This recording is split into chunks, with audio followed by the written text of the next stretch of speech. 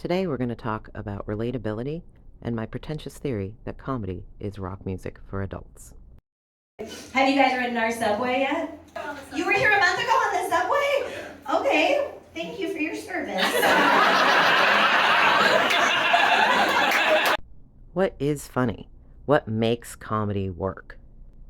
There actually have been studies done on this, but they're in very sterile lab conditions and they're controlled heavily, so they're really only looking at one specific thing within a very atomic joke. They're not looking at the bigger picture of a structure of a set or a career. And the most common conclusion they come to is surprise. The element of surprise or the unexpected is what makes something funny. And certainly, misdirection is an important tool for a good writer. But that's not the only thing that makes a good stand-up comedian.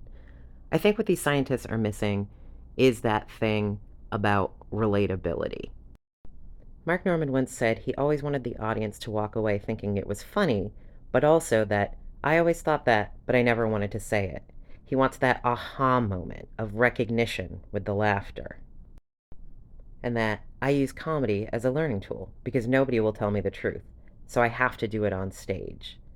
In other words, the more people laugh, the more they're saying, I agree with that, or I recognize that thought or that experience. So here we are at my theory that comedy is a power ballad for adults. Think back to the songs that made you really, really feel in your teenage years and early 20s. They were songs that made you be like, yes, this is universal. Yes, I relate to this. And then think about your day-to-day now. Nobody's writing hits about your work meetings or catching the train or doing spreadsheets. Side note, you could argue that movements like punk and gangster rap did address adult issues, but they were typically bigger societal issues, and they also did come from an energy of youth, a place of youth.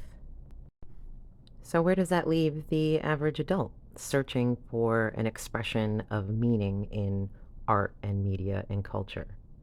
Well, with you guys.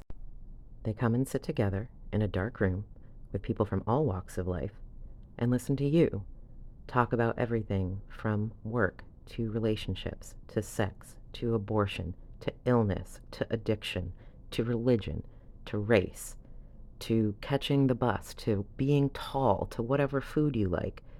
And they feel a connection and they feel seen and they feel like they have a part of the culture that they can relate to or that's making them think about something they've never thought about before.